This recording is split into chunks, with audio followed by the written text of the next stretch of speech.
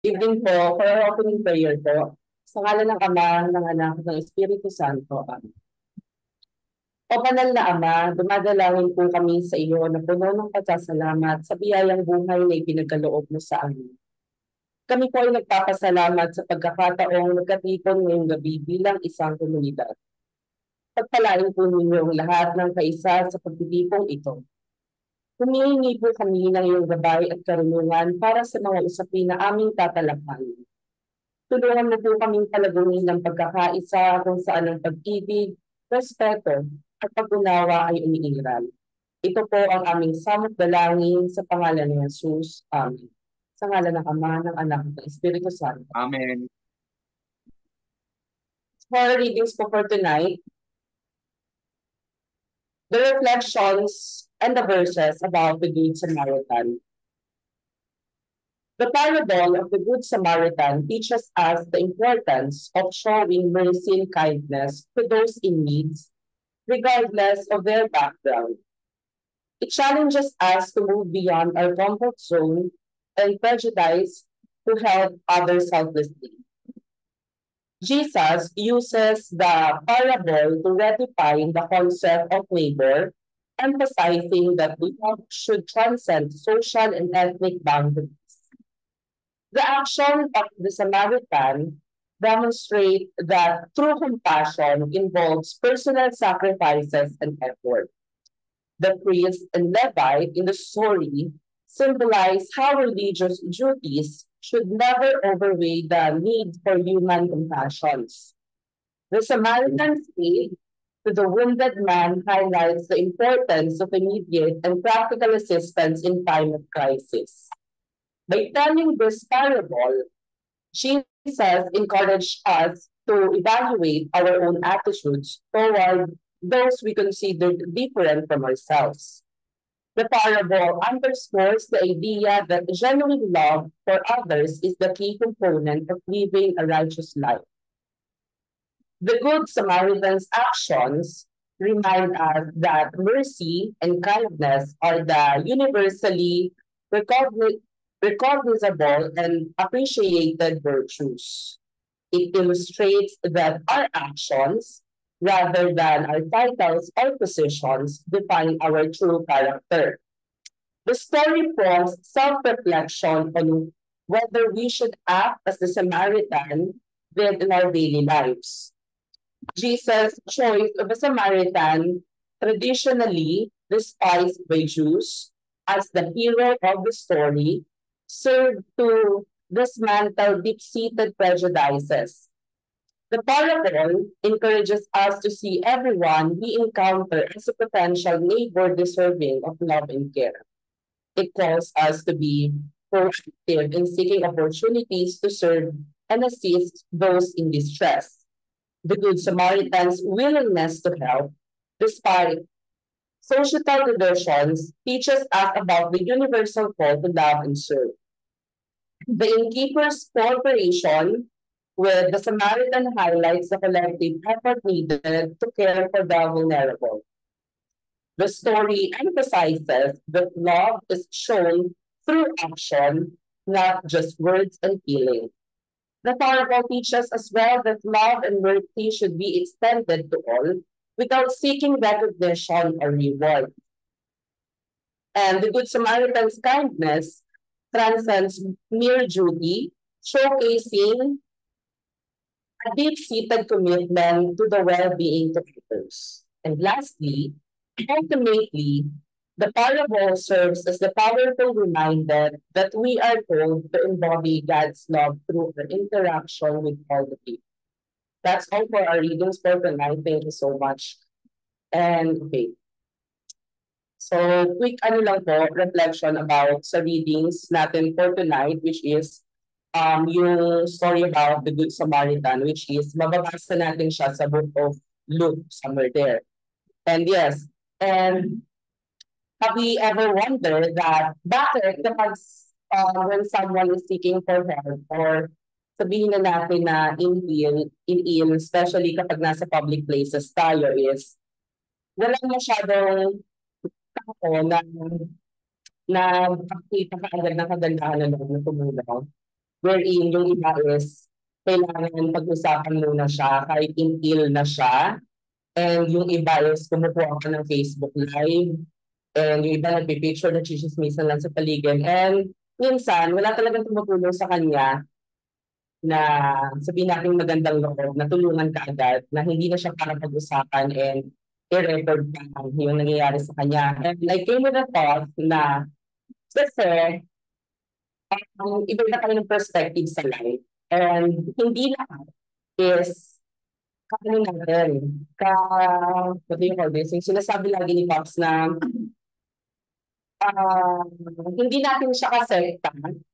And let's be real, na kapag ka stranger, yung nakikita natin ganun is wala talaga tayong pakialam, kadalasan sa iba. And yun yung parang gustong lesson na ituro sa atin ng Good Samaritan. Like, example, madalas na sinasabi rin sa atin, especially ni Pops, na ang magandang example dito is yung mga volunteer sa Red Cross, Philippine Red Cross, na parang kahit hindi mo siya kasekta, kahit nasa gera kayo, and hindi mo kapanig yung taong nasasaktan is tutulungan at tutulungan mo pa rin siya. Kasi yun yung sinumpaan ninyo sa trabaho na tinanggap nyo na kahit kaaway is gagamutin ninyo. So yun yung number one example ng pagiging good Samaritan. So yung story about Good Samaritan is, yun nga, tulad ng mention ko kanina, it's mababasa natin siya sa Book of Luke. Good story siya in a way na ang dami mga points to reflect and ayun, ang dami mo moralizations. So number one is, of course, yung pagmamahal mo sa kapwa mo. And napapasok doon yung sinabi ni Christ sa atin na love thy neighbor.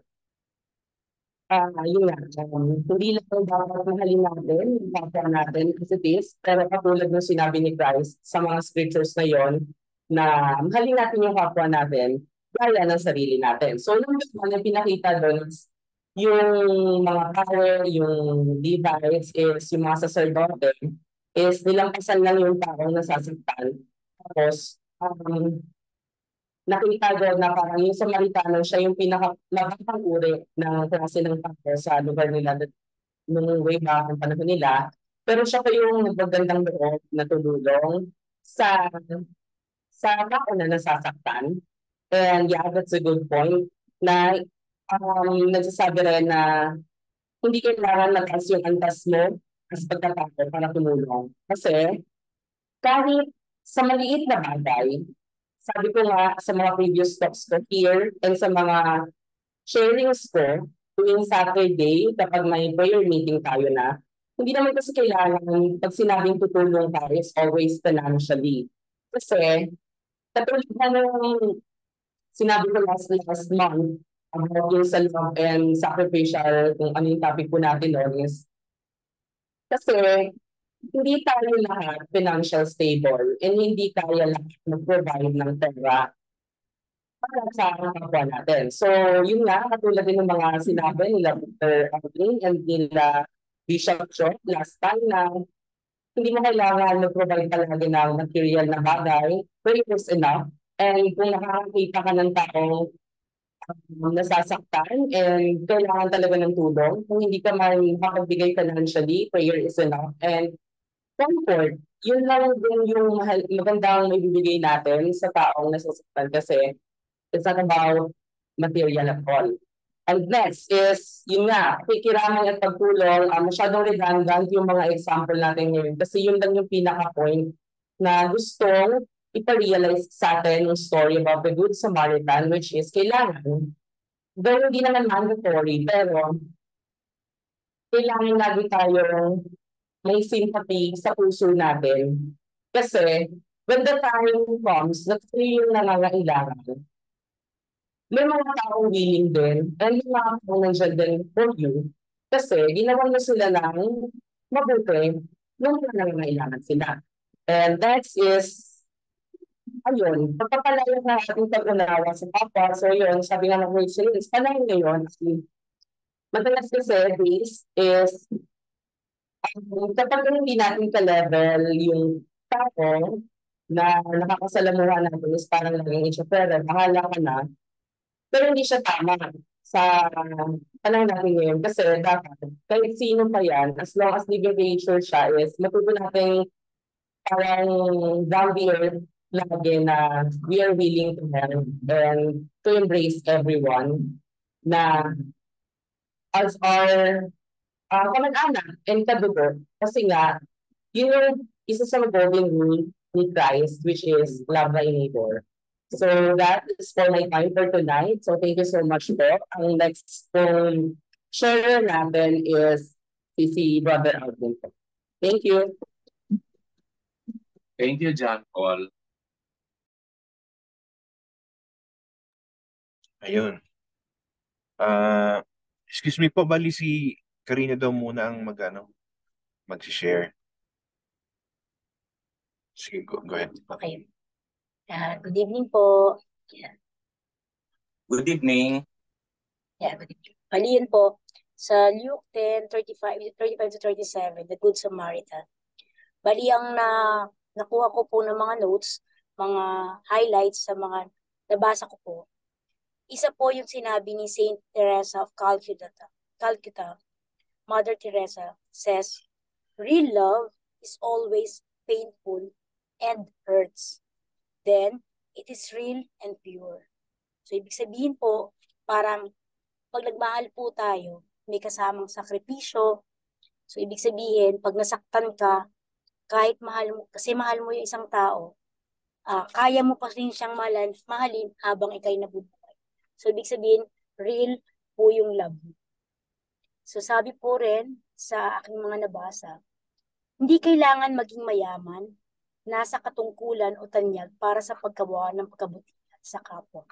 Kahit sino ay may kakayahan ito sa iba't ibang kaparaan. So, katulad din po ng sinabi ni John Paul, medyo na yung mga na-captured ko ng mga thoughts, maka nasabi na po lahat ni John Paul. Pero ulitin ko lang po, kasi naisulat ko na po siya. Hindi dahilan ng pagkakaiba-iba sa paniniwala, lahi o estado ng buhay upang hindi tumagon sa pangangailangan ng iba. Itinataas ng Diyos ang sino mang umiibig sa Kanya at sa Kanyang kapwa. Katulad po sa sinabi sa Matthew 23, verse 12, for those who exalt themselves will be humbled, and those who humble themselves will be exalted. Hindi ka naman makikilala sa iyong mga magandang kabutihan, nalalaman ito ng Diyos, ng ating sinasamba at kinalulugdan niya ito. Galatians 6 verse 2, magtulungan kayo sa pagdala ng pasanin sa bawat isa. Sa gayoon paraan ay matutupad ng ang utos ni Kristo. Ang halimbawa ko po sa lahat ng mga sa Good Samaritan sa panahon na ito. Yung una po, mahalin ng bayan, mahalin ng bansang Pilipinas.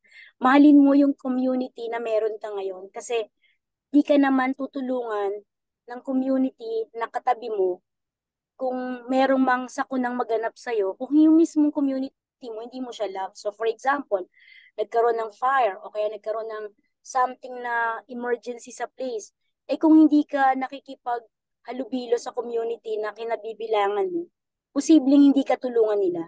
So para po sa akin, simple lang po yun pero may puntos sigurado yun kay Lord.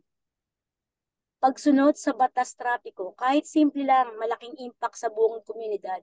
So yun, di ba, parang sinabi na yung line lang na yun ang pusundan mo pero mag-overtake ka pa rin. So aksidente.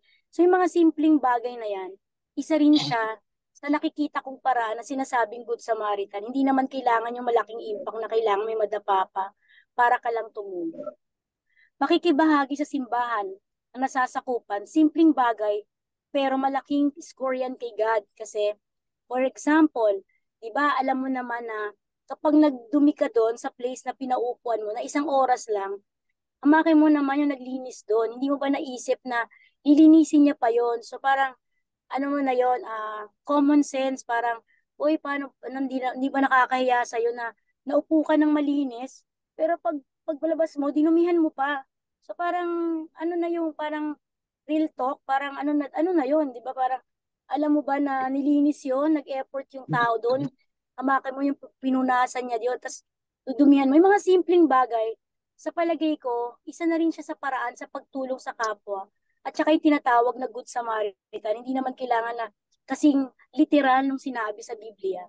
So sa paliwanag, sa pakikinig ko, tsaka sa pagbasa ng mga nabasa ko tungkol sa Good Samaritan, sabi ko, ay oo nga, di naman kailangan na malaking bagay na may madapa pa o may masaktan pa, may dumudugo pang bagay sa kapwa mo para ka bago tumulong.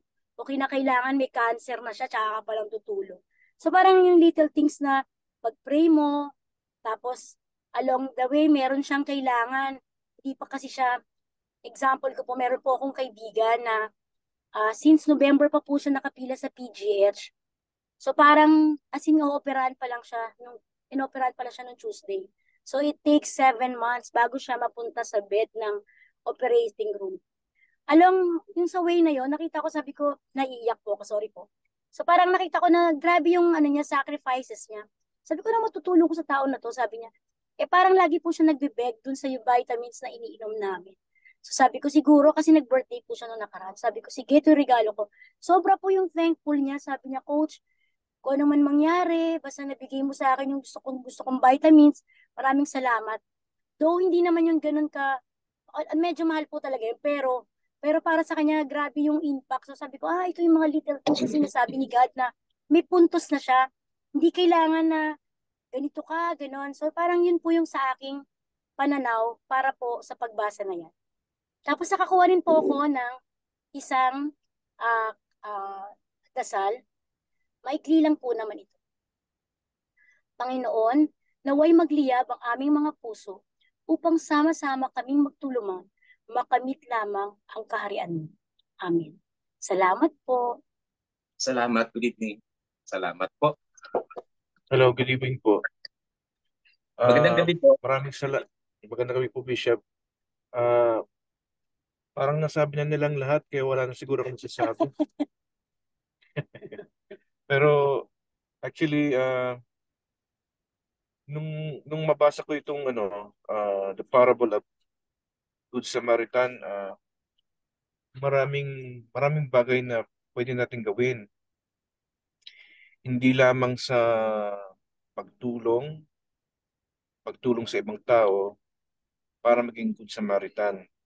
Katulad ng sinabi dito sa sa Luke 10, ibabasahin ko sa inyo, 25 verse 37. On one occasion, an expert in the law stood up to test Jesus. Teacher, he asked, what must I do to inherit eternal life? What is written in the law? He replied, how do you read it? He answered, love the Lord your God with all your heart and with all your soul and with all your strength and with all your mind, and love your neighbor as yourself. You have answered correctly, Jesus replied. Do this and you will live. But he wanted to justify himself, so he asked Jesus, and who is my neighbor? In reply, Jesus said, a man was going down from Jerusalem to Jericho when he was attacked by robbers. They stripped him of his clothes, beat him, and went away, leaving him half dead. A priest happened to be going down the same road, and when he saw the man, he passed by on the other side. So too, a Levite, when he came to the place and saw him, passed by on the other side. But the Samaritan, as he traveled, came where the man was, and when he saw him, he took pity on him. He went to him and bandaged his wounds, pouring on oil and wine. Then he put the man on his own donkey, brought him to inn, and took care of him. The next day, he took out 2 denarii and gave to the innkeeper. Look after him, he said, and when I return, I will reimburse you for an extra expense you may have. Which of these 3 do you think was a neighbor to the man who fell into the hands of robbers? The expert in the law replied, the man who had mercy on him. Jesus told him, go and do likewise. Maraming bagay na dapat nating gawin sa ating kapwa. Subalit sa ngayong sa ngayong panahon na ito, kasi medyo kung tutusin meron na tayong narinig na balita regarding sa may tinulungan pero pala ang tutulungan niya ay isang holdupper. So sa ganitong mga paraan parang minsan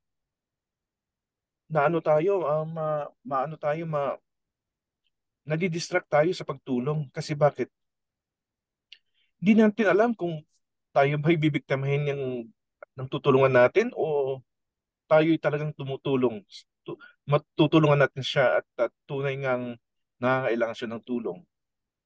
Hindi man, baka tayo ay bibiktimahin para makakuha ng mga gamit sa atin.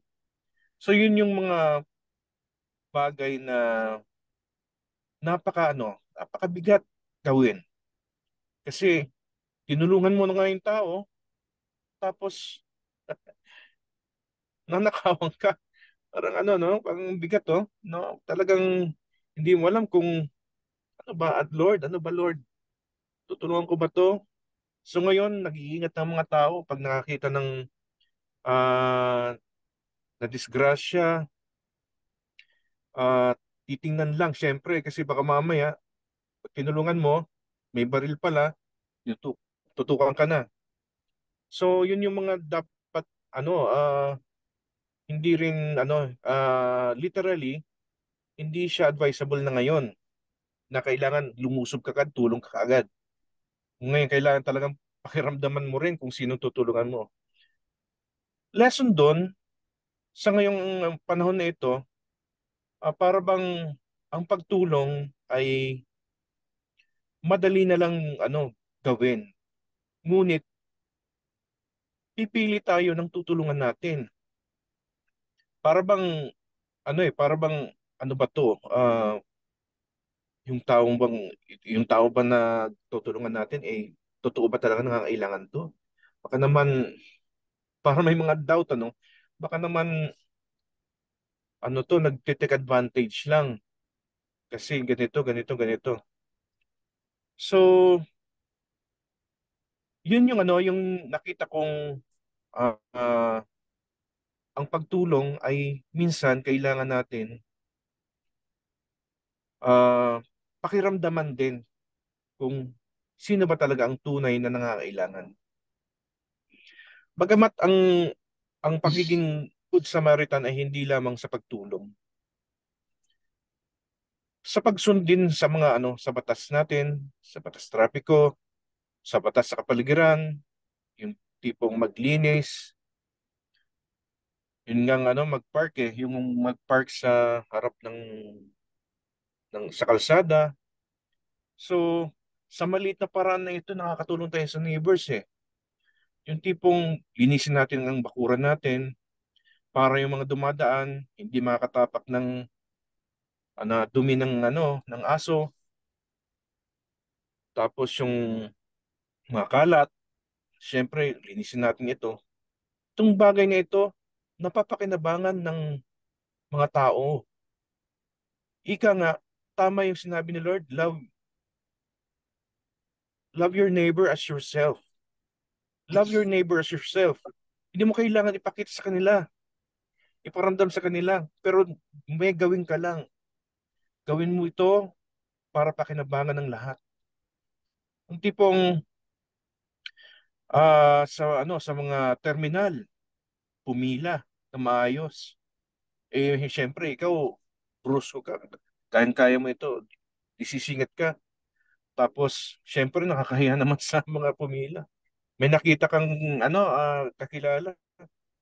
Kunyari, kinausap mo lang. Parang pandaraya din sa kapwa. Yung mga ganon, maliit na bagay pero nandadaya ka na. Pero yun yung mga bagay na kung gusto mo talagang tumulong na maging maayos ang ating kapaligiran, ikaw na mismo, kailangan mong maging matuwid ka at sundin mo kung ano yung nararapat sa kapaligiran. Maraming bagay na dapat nating gawin para maging good Samaritan. Hindi lang sa pinansyal, hindi lang sa mga bagay na magpapasaya sa ating kapwa, kundi yung mga maliliit na bagay na katulad ng ano pa ba? Marami, actually, masyadong maraming dapat example. Kaya lang, nawala sa isipan ko, parang nakalimutan ko kaagad. Katulad ng pag-drive, Tapos, magpapark ka kanina, na-test ako eh. E di, nakapila kami ngayon, pag magpapark kami, nakapila kami, yung motor, may motor sa unahan ko, tapos may mga kotse sa likod ko. E di, siyempre, nakapila na kami. May sisingit ba namang bad Samaritan? Tinest agad ang grabe, sabi ko, paano ako magiging good Samaritan nito? Sinabihan ko lang, Brad, pumila ka naman kasi nagtiis kaming pumila eh.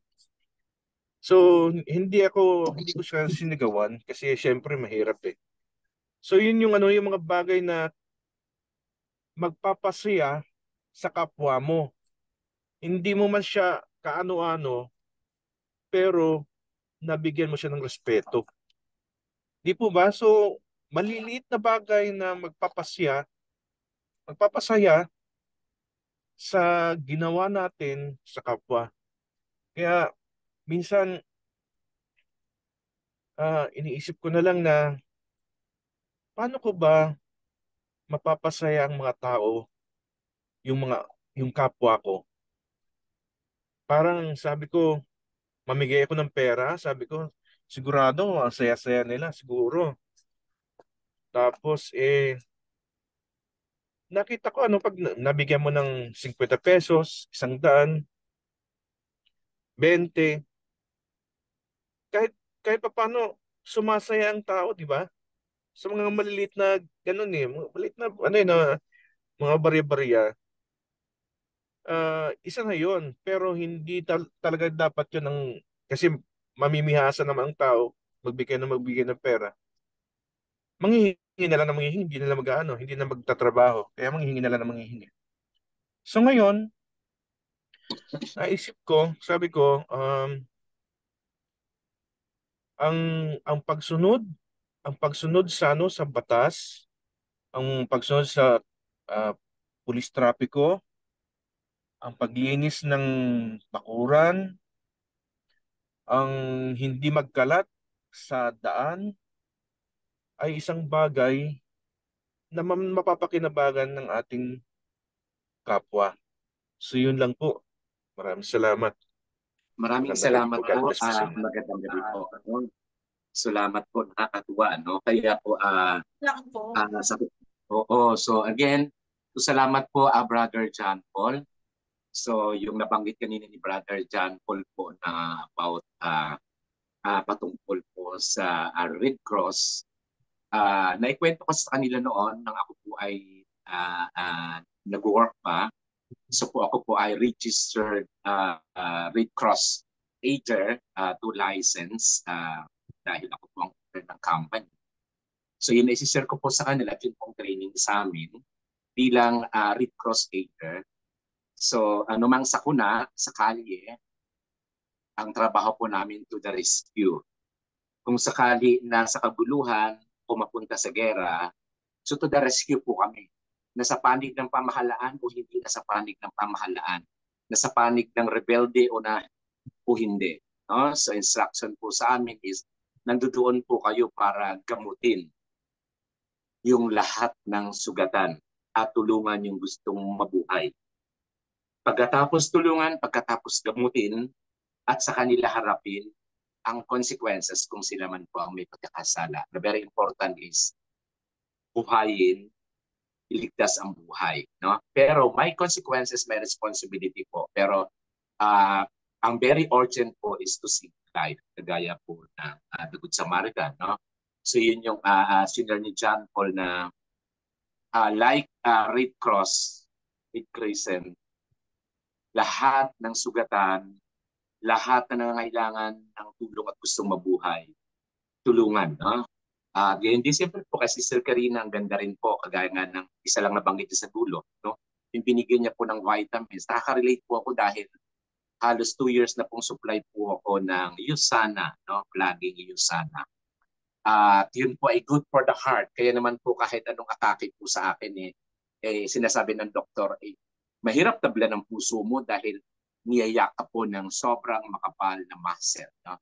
So ayun, nakaka-relate po. Para sinasabi na wala sa halaga, wala sa liit, wala sa laki. Pareho dapat.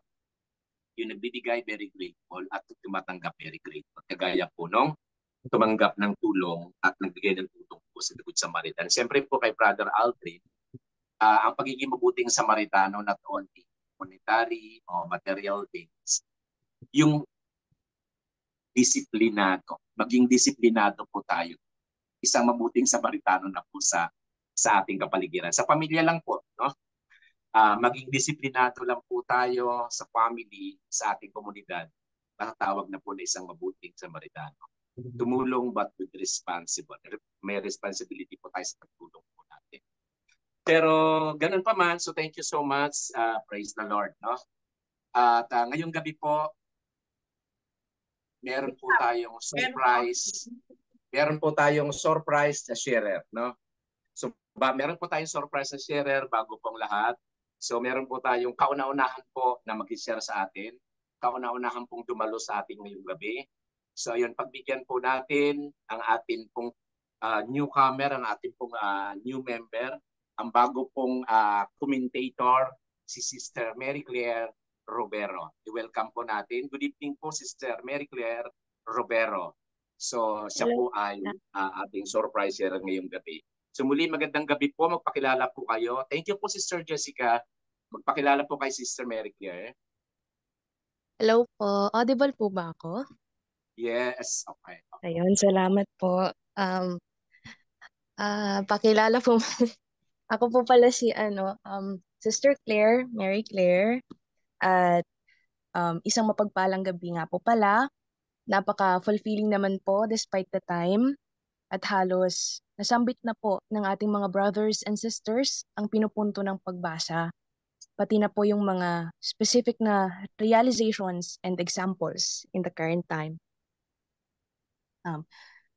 Isang napakagandang pagbasa po ang ating narinig ngayon, ang Mabuting Samaritano, isa sa mga talinhagang ikinuwento ni Jesus sa isang dalubhasa sa kautusan, sa pagnanais na malaman kung paano nga ba makakamtan ang buhay na walang hanggan. At kagaya nga po ng binanggit ni Brother Altrin, at ito nga po ay sa pamamagitan ng pag-ibig sa Panginoong Diyos ng buong puso, kaluluwa, pag-iisip at lakas. Gayon din ang pag-ibig sa kapwa, gaya ng pag-ibig sa sarili. Na siyang nagpapaalala po sa atin na kahit anuman ang kalagayan ng isang tao sa lipunan na kanyang ginagalawan, alang-alang sa kalugurang mapaglingkuran ang Diyos at bilang mga tagasunod ng katuruan ni Jesus, mapapalad po ang mga bukas palad at bukal ang puso sa mga kapatid natin na lubos na nangangailangan ng ating mga gawa ng awa. And upon reading po sa Katekismo ng Simbahang Katoliko, may tinatawag po na Works of Mercy ayon sa Artikulo 2447. Nahahati po ito sa dalawang aspeto na siyang nagiging gabay upang matulungan natin ang ating kapwa sa korporal o pisikal at espiritual na pangangailangan nila. Nakapaloob po sa mga espiritual na gawain ng awa ang pagtulong at pag-aalaga sa mga taong nangangailangan ng espiritual na gabay. Ilan po sa mga halimbawa ay ang pagtuturo ng mga taong hindi marunong bumasa ng Biblia, pagdarasal para sa mga nangangailangan, pagbibigay ng payo sa mga nangangailangan ng patnubay, at ang pagpapatawad sa mga nagkasala sa atin. Habang ang mga korporal o pisikal na gawain ng awa ay ang mga gawain na tumututok po sa pangangailangan ng pisikal na tulong ng kapwa, gaya po ng pagbibigay ng pagkain sa mga nagugutom, pagbibigay ng damit sa mga walang damit, pagbibigay ng tulong medikal sa mga may sakit, at pagbibigay po ng tirahan sa mga walang-wala. Atin nga pong napakinggan ang malagim na kinahinatnan ng isang manlalakbay mula sa Jerusalem, kaawa-awa. Sa panahon po natin ngayon, marami pong nagdurusa tulad ng biktima sa kwento, mga naaapi, nasusugatan, hindi lamang po sa literal na pagpapakuhulugan, kundi maging ang puso nila'y napanghihinaan at nagdurugi rin dahil sa mga taong nandidiskrimina at ipinagwawalang bahala ang kanilang mga daing. Ang dumaang paring Hudyo at ang Levita sa kwento. Sa kasalukuyang panahon kaya natin ay sino-sino. Pinapaalala po sa atin ang mga katagang marami ang tinatawag, ngunit kakaunti ang pinili. Marahil nahaharap po ang karamihan sa atin sa mga desisyong kailangan na munang isantabi ang saklolo ng iba para sa ating sariling kapakanan. Walang galang na po, kahit na yung mga taong nasa mataas na posisyon at malawak ang impluwensya, namimili ng tutulungan dahil alam na may kapalit. Ngunit, hindi naman po lahat.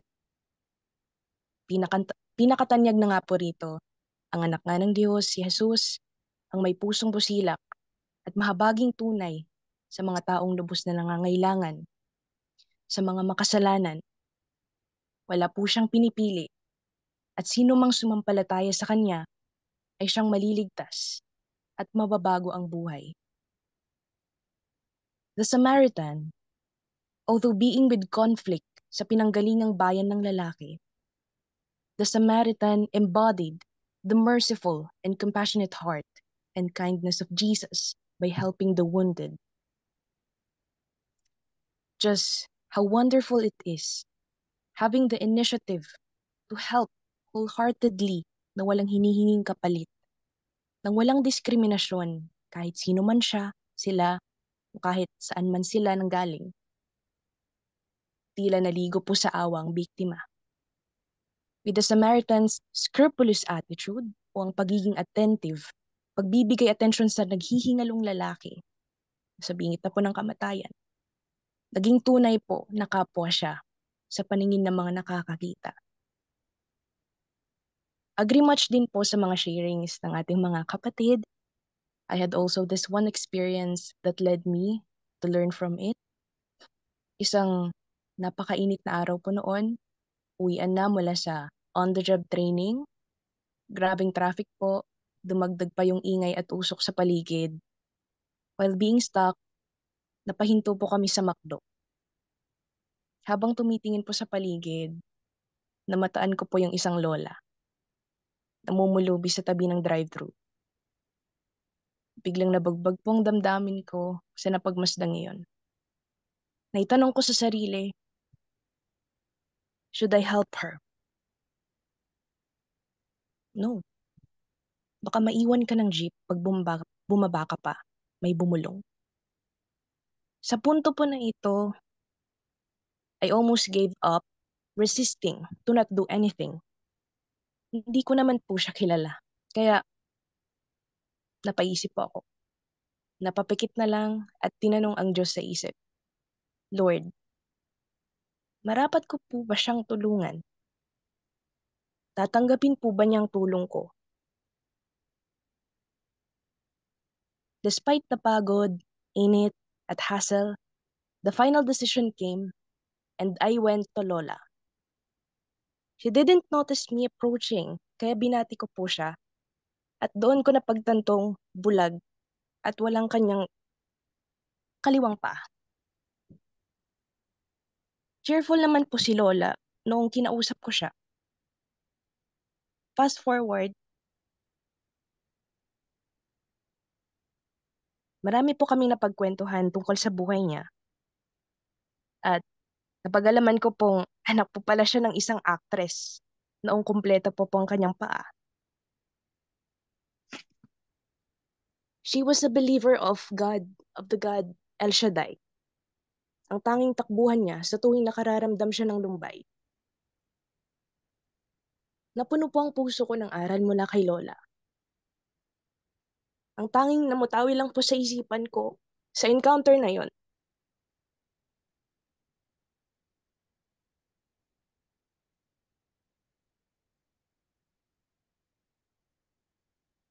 ay ang sinabi niyang, ito na siguro yung parusa ng Diyos dahil sa mga pinaggagawa ko noon.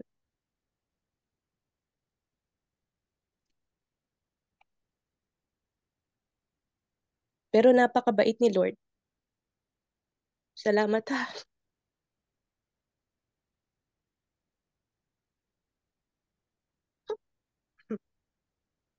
Ikaw lang yung unang kumausap sa akin ng ganito.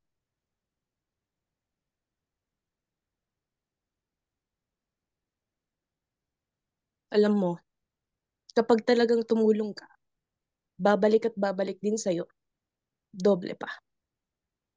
Nakwento po kasi ni Lola na binigyan niya ng pagkain yung kasama niyang patpatin mula sa binigay din po sa kanya. Kinabukasan, umani raw po si Lola na sumapat sa pangangailangan niya sa ilang araw.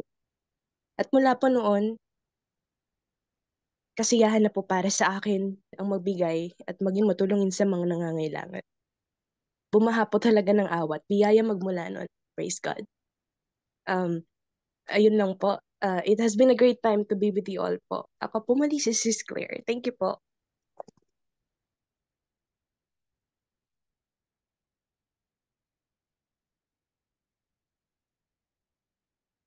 Bishop, nakamute ka. Ayun, muli po, magandang gabi, pasensya na po at isiningit po natin at isang surprise po. Parang ibinulong lang po sa akin ng aking guardian angel. At hindi ko naman alam na mayroon siyang karanasan sa nagdaan lang mga araw. So, thank you so much. And then, wala rin sa plano itong reading. Basta tandaan niyo po, yung reading po natin ngayon, nakapokus po ito kay Kristo, hindi po sa atin. Si Kristo po ang tinutukoy po dito. So liwanagin po natin na ang atin pong tinatalakay ngayon, si Kristo Jesus po ang sentro at tinutukoy dito. Why? Kapopos lang po ng mga nagdaang ilang marahil, araw ba o oras, ni Sister Jessica about Santa Faustina, tama po ba? At isa po sa favorite ko rin po na santo si Santa Faustina po, ang author po ng Divine Mercy. At tandaan po natin, si Kristo po ang sentro ng topic natin ngayong gabi because Jesus is King of Mercy. Si Kristo po ang hari ng awa. No? Gayon din naman, si Kristo po ay compassionate heart. Si Kristo po ay merciful Savior. So, i-summarize lamang po natin para po wag po tayo ma-short sa oras. I-summarize po natin, bagamat mahaba pong talakayan, hindi po madali ang talakayan ng The Good Samaritan. Ang isa pang focus sa tanong po dito, na bagamat ambisyon ng lahat ng tao, sino po ang magmamana at magkakamit ng buhay na walang hanggan? Kahit anong sekta at kahit anong relihiyon, ito po ang pangarap. Sino ang magkakamit at sino ang magmamana ng buhay na walang hanggan? Yun po ang unang ratsada ng pagtatanong po ng dalubhasa sa batas. No? At ang tanong, para subukin si Jesus, sino ang magkakamit? Matalino po yung nagtanong, dalubhasa po ng batas. Napakaraming tanong po sa banal na kasulatan na ang tanong po, sino ang magkakamit ng buhay na walang hanggan? noon nabasa na rin po natin, gawin mo ito doon sa binatang mayaman. Ang tanong, sino po ang magkakamit ng buhay na walang hanggan? Tinanong din ito noon sa binatang mayaman na sinabi niya, mula na maliit, sinunod ko na po lahat ng batas ng Diyos. Actually, bagsak din po doon ng binatang mayaman. Kung ganon, ipagbili mo ang lahat ng iyong ari-arian, mapanglaw, matamlay, tinalikuran niya sa Jesus. Ano kayo, sinuswerte, pinaghirapan ko ito. Maraming bersikulo sa Biblia na ang tanong patungkol sa kaharian. Kagaya sa The Good Samaritan, also the tanong is, Guro, sino ang magkakamit, magmamana ng buhay na walang hanggan? Yung dalubhasa sa batas, yung lingkod ng simbahan, sinasama ko na po doon sa sarili ko, yung pare, yung libita po, nung araw tinatawag po siyang tagapag-ingat ng tabernakulo, siya po'y katulong ng pare. Ngayon po matatawag natin ng libita isang reverendo or deacon. No, bagamat sila po yung mga karakter, yung dalubhasa sa batas, yung lingkod po ng simbahan, yung pare, at yung libita, deacon or reverendo or assistant po ng pare, and the Good Samaritan. So nakita niyo po kung paano ginamit yung karakter, dalubhasa sa batas, banal na lingkod ng simbahan, hindi relihiyosong tao at hindi kaanib sa anumang religious group, marahil yung Samaritan. Of course, lalo na po yung biktima, yung sugatan, estranghero po ang tawag sa kanya. Pero kung titignan po natin, pumukas po tayo sa tatlong karakter. Sino ang pare? Sino ang libita? Lingkod ng pamahalaan, lingkod ng simbahan. Yung libita po pwedeng catechist, pwedeng lector commentator, pwedeng pastoral. Lahat. Sino naman po ang Samaritano? Maaari natin ang The Good Samaritan, siya po, sabihin natin, laliman po natin ang ating imahinasyon. Inahalin tulad po siya sa nagkatawang taong si Hesus Kristo. Lawakan lamang po natin ang ating imahinasyon. Ang The Good Samaritan, kasi sinabi ni Christ, gusto niyo malaman kung sino magkakamit ng buhay na walang hanggan? Pakinggan niyo ang parable kwento. At anong sinabi? Tularan ninyo ang The Good Samaritan. Na sa aking pagninilay, The Good Samaritan ang nagkatawang taong si Hesus Kristo na sinasabing, eto tinitignan niya. Umiwas yung mga nagsasabing banal, maraming dahilan. Nung unang panahon kasi, may sinasabing ang mga banal na tao bawal humipo ng mga maruruming bagay. So yun po yung batas ng araw. Yung mga banal na tao at naglilingkod sa kabanalan ay bawal humipo ng mga maruruming bagay dahil sila po ay nagiging marumi. Marahil mas tiningnan po nila yung batas, mas tiningnan po nila yung regulasyon kaysa urgent. Parang yung nababasa din po natin, bawal gumawa ng araw ng Sabado, ano sabi ni Kristo? Alin ang mas mahalaga? Yung sundin mo ang batas at pabayaan mo yung namatay? Marami po tayo mayahambing ngayon. No? Nilabag daw ni Kristo yung paggawa at pagpahinga ng araw ng Sabat. Pero ang tinitignan ni Christ yung urgent na pangangailangan. Mahal mo ang batas, hindi mo mahal ang tao. Ganun lang. And so then, so ano po nangyari? Alam din naman po natin, marahil umiwas po ang mga lingkod na ito ng simbahan. Dahil sabi niya, bakit mo tutulungan yung sugatan? Baka kawatan din yan. Bakit tutulungan mo ang biktima? Baka kriminal din yan. Ano pa? Iniwasan po yung biktima, baka nandyan lang ang tulisan sa paligid. Iwas pusoy, iwas madamay, iwas abala. Marami po tayong pwedeng ipakahulugan at ihambing sa kapanahon na natin ngayon. Iwas pusoy, iwas abala, baka marumihan, baka madamay, baka tulisan din yung tutulungan. Okay? Dumako po tayo sa The Good Samaritan na sinasabi ko pong maaari nating ihambing na si Christ ang Diyos na nagkatawang tao. Sino po ang biktima? Estranghero. Hindi po kalahi ng Hudyo at hindi po kalahi ng anumang relihiyosong grupo nung araw. Hindi siya kilala, siya siyang estranghero. Ano pong ginawa ng taong hindi relihiyoso? Ano pong ginawa ng taong hindi banal na sinasabing ang Samaritano? Bumaba siya, hindi niya tinanong. Wala siyang tinanong na kahit ano. Ano lang pong ginawa niya, yung kailangan niyang gawin. Parang sa pagtulong po natin. Minsan, kung ang nais lamang natin tumulong, wala tayong dapat. Isang makatotohanan naging experience nun, marami, pero isa lang kukuhanin ko po. Habang ako po noon ay nagkatrabaho sa Makati, nasa sa may Buendia Avenue, sa may release ng tren, may dumaano na nakakotse at na traffic. Nagbabasa po siya ng dyaryo. Hindi ko na po sasabihin kung ano sekta niya, hindi po siya Katoliko. May kumatok po sa bintana ng kanyang kotse at nagpalimos. Ang sabi daw, ang mga bata po ay hawak ng sindikato at ang mga bata daw ay nanluloko. Ang sabi nito ng hindi Kristiyanong babae na ito, bibigyan ko siya ng 20 pesos, hindi ko naman ikagutom at hindi ko naman ikalugi. Bibigyan ko siya ng tulong dahil gusto ko siyang tulungan. Kung niloloko niya ako, ang importante, hindi ako naging manloloko sa pagtulong sa kanya.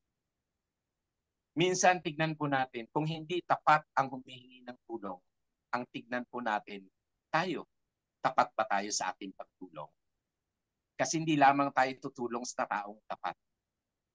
Ang ating tungkulin bilang mabuting Kristiyano ay maging mabuti at gumawa ng mabuti sa kahit kanino. Eto po, so bibilisan lamang po natin bago tayo gahuli ng oras. Tingnan niyo po yung ginawa ng The Good Samaritan. May mga meaning pong lahat. Dinala niya po sa bahay pagamutan. Ano po ang bahay pagamutan? Pwedeng simbahan, pwedeng komunidad, pwedeng kanlungan. Ano pa pong ginawa niya? Binuhusan niya po ng alak ang sugat. Ano pong alak literal? Antiseptic. Pang-alis ng bakterya. Tama po ba sa literal? Sa sakramento, ano po bang alak? Dugo ni Kristo. Hinugasan ng kasalanan natin. Marumi tayo, wala tayong kwenta, makasalanan tayo. By the blood of Jesus, luminis po tayo. Anong ginawa po ng Samaritano sa sugatan? Binuhusan niya ng alak ang sugat. And again, antibacteria po ang alak, but sa sakramento po, with the blood of Jesus, pinatawad tayong mga makasalanan at mga isinumpat, mga walang kwenta dahil sa dugo ni Kristo. Yun po ay nagaganap tuwing banal na Santa Misa. Ano pa pong ginawa ng Samaritano? Binuhusan niya po ng langis. At alam natin po ang langis at very sacramental at hindi ko na po maisa-isa. Ginamitan niya po ng langis at ginagamit din po sa Biblia, that is anointing of the sick, at marami pa po. Ano pa pong ibang ginamit niya? Pinalian niya po. That is a protection, that is a bandage. Marami pa po tayong ibigay na pakahulugan sa mga karakter. Dalubhasa sa batas, yung nagsasabing banal, ang nagsasabing tagapagdurot alam lahat at ang libita. Ang ating pong tungkulin ang tumulong. Dahil tayo po, hindi po tayo karapat-dapat. Hindi po tayo karapat-dapat sa pag-ibig ng Diyos. Hindi po tayo karapat-dapat sa kapatawaran ng Diyos. Mga isinumpa po tayo mula kay Eva at kay Adan.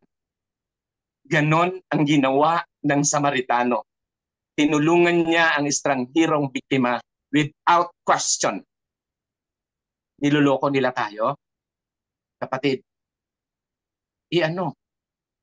ang mahalaga tapat ka sa iyong pagtulong. Alam ng Diyos. Alam ng Diyos. Dahil ang ating tinutulong, galing din naman sa Diyos. Marami pa tayong pwedeng ipaliwanag, pero tandaan po natin, si Kristo ang sentro ng usapan natin lahat. Na nagkatawang tao, naging mabuting Samaritan. Considering po, ako, ikaw, kayo, kapwa. Sino ang kapwa? Ikaw. Ako. Lahat po tayo kapwa. But the very first kapwa, pamilya. Marami kasing tao, mahalang kapwa, ibang tao. Ang unang kapwa ay ang pamilya. Magulang, tatay, nanay, asawa, anak. Sa tanong, sino po ang aming kapwa? Ano sagot ni Kristo? Yung nangangailangan. Kapatid, may nangangailangan po sa loob ng tahanan. unawa, emotionally, spiritually. Kapatid, ang kapwa ko nasa loob ng lahat. Sa kabiguan, sa kalungkutan, ang una natin tatakbuhan ay pamilya. At lagi sinasabi ni Bishop Julia, pamilya ang unang komunidad, ang unang kapwa. So yun again, napakaraming question at napakaraming takot sa paligid. Ito lang gusto ko pong iwanan. Tinulungan tayo ni Kristo. Pinatawad tayo ni Kristo. Walang tanong-tanong. Sinabi niya doon sa isang kawatan, sa katabi niya, sa krus ng Biyernes Santo, no question, today you will be paradise. Without question.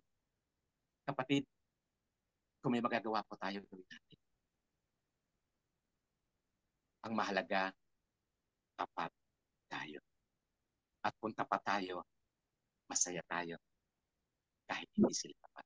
Because our God is faithful. So yun again, so nawa po matalakay natin ito sa ibang pagkakataon. May natitira pa po tayong 4 na minuto. Magandang gabi po sa inyong lahat. Maraming salamat sa pagkakataon ng gabing ito. Sister Jessica. Ay, maraming pong salamat kay Sister Claire, at kay Brother John, Paul, at sa mag-asawang Lastrilla. At sigit sa lahat, Bishop dito. Maraming pong salamat. Gusto ko lang po sanang idagdag na bakit siya tinawag na Good Samaritan. Kasi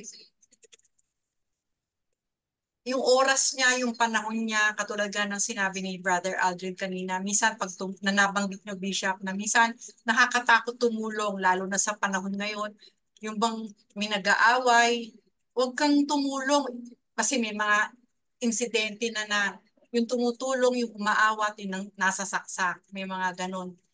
In terms of finances, lalo na pag financially capable ka, madali talagang tumulong. Pero yung Good Samaritan, tinulungan niya itong estranghero. Sa atin kasi minsan madali tayong tumulong pag kilala natin ang isang tao. Kaya lang, minsan pag kilala natin, tumutulong tayo para bang hanap buhay, ROI, nag-iintay ng return of investment. Na pagkatapos kung gawin sa'yo to, ito pa ang gagawin mo sa akin. Sumbatan. Ginawa ko sa'yo, pero anong ginawa mo sa akin? Parang, ano to, business? Yung ko lang po sabihin, yung Good Samaritan, katulad na nung nabanggit ninyong lahat, tumulong siya sa isang estranghero, naabala siya, pera niya, at may danger na baka mamaya may tulisan nga dyan na saksakin na lang siya. Pero anong ginawa niya? Tumulong siya. Dahil yun ang tunay na pagmamahal sa kapwa. Yun lang po. Salamat. Panghuli po. Ano po sinabi po si Sister Jessica yung panghuli ng Samaritano doon sa bahay pagamutan? Ano po ang huli niyang ipinagpilit? Babalik siya. Ano sinabi niya? Babayaran ko ito at kung may kulang pa, babayaran ko sa aking pagbabalik. Higit pa. Alam niyo po ba, kinakanta natin yan tuwing banal na misa. Let us proclaim the mystery of our faith. Si Kristo'y babalik sa wakas na panahon. Mga minamahal sa buhay, tila kalugihan ng lahat. Pero tandaan po natin ang pili ng Samaritano sa bahay pagkakutan. Babayaran ko pong lahat at kung may kulang, pagbabalik ko. Tandaan po natin, si Kristo'y babalik. Kung ano man po ang nawala sa atin, iloko sa atin, si Kristo'y babalik. At ano sinabi niya, ang manatiling tapat, may gantimpalang lahat. So bagamat mahirap po, dahil ang tinutukoy po na sundan, the Samaritan is like Christ, inialay niyo po ang kanyang buhay. Bagamat sabihin nga, case-to-case basis ang lahat, pero nabanggit na rin kanina na lahat, hindi naman laging pwedeng katawan mo ang isalang mo doon sa pag-awat. Pwedeng kapag may nagsasaksakan at may nagbabarilan, ang tulong na gagawin niyo po ay tumawag ng otoridad ng batas. So may case-to-case basis po. May kategorya. Kung may nagpapatayan, tumawag ka ng pulis, so may ginawa ka. Kung may sugatan, may aksidente, so medical team ang tatawagin mo. Tama po ba? Case-to-case basis po. So hindi naman pwedeng gagawa tayo, may kategorya po ang lahat. No? Medic, Police, authority, SOMO, sabi na SOGO, o sabihin natin, punarya na pong tawagin natin. O pari na ang tatawagin natin kasi dying na siya. So may category po ang pagtulong. Ang mahalaga, tumulong po tayo. So again, sana may aral po tayo sa dalubhasa sa batas, nagsasabing banal at na naglilingkod. And then of course, the Good Samaritan, sinasabing ang Diyos sa nagkatawang tao sa katauhan ng the Good Samaritan. Tandaan po natin, lahat ng binyagan ay pari. So tayo po ang karakter doon. Tama po si Sir Jessica, lahat ng binyagan ay pari, kaya tayo po ang lahat sa karakter. Ano sabi? The royal priesthood. Lahat ng binyagan ay maharlikang pari, kaya tayo pong lahat ang tinutukoy doon. That is nasa Biblia at nasa katekismo. Lahat ng binyagan ay royal priesthood. Hari, pari at propeta. Kaya tayo po lahat ang tinutukoy sa ating binasa. Thank you po, Bishop. Kayo na po ang mag-closing prayer. Ama naming Diyos na makapangyarihan sa lahat. Ama ng aming manunubos, mananakop at tagapagligtas. Ama ng aming Panginoon na mahabagin, maawain. Namatay, nabuhay para sa amin. Pinatawad kaming lahat, hindi man po kami karapat-dapat. Pinagpapala po kaming lahat, hindi man po kami karapat-dapat. O Diyos, nawa po gawin din namin sa iba. Nawa, Panginoon, isabuhay namin ang iyong turo sa 10 Commandments. Love God above all and love your neighbor. Mahalin mong yung kapwa tulad ng pagmamahal mo sa iyong sarili. O Diyos, magagawa namin ang lahat ng ito sa tulong at gabay ng banal na Espiritu Santo. Amang banal, patuloy mo na bang basbasan, pakabanalin, ibuhos ang iyong masaganang espiritu na pagkapala sa buong pamilya, sa buong miyembro ng Christ Family Prayer Group. Ipagkaloob mo na bang kanilang mithiin, kahilingan at pakiusap. Higit sa lahat, maipagpatuloy po ang ganitong gawain. Ang Armor of Faith Prayer Group, ang San Martin de Porres. Nawa po Diyos, lahat po na nagsusumikap na maipagpatuloy po ito. Ang nagbabayad po sa airtime, o Diyos, purihin, dakilain, sambahin ka po, magpakailanman. Pagpalain po tayong lahat, sa lahat po ng dumalo at maging ang wala. At gayon din po ang makikinig para po sa replay nito. To God be the glory. Glory to God, glory to Christ, Jesus, glory to the Holy Spirit. Mama Mary, pray for us. Saint Joseph, pray for us. San Martin de Porres, pray for us. Sumayin niyo po ang pagkapala ng Panginoon sa ngalan ng Ama, ng Anak at ng Espiritu Santo. Amen. Mabiyaya at mapagpalang gabi po sa ating lahat. Salamat sa Diyos. Salamat Diyos. Salamat sa Diyos. Thank you po. Salamat Good evening po, to everyone. Bishop. Salamat po sa Thank you, lahat. Sister Claire.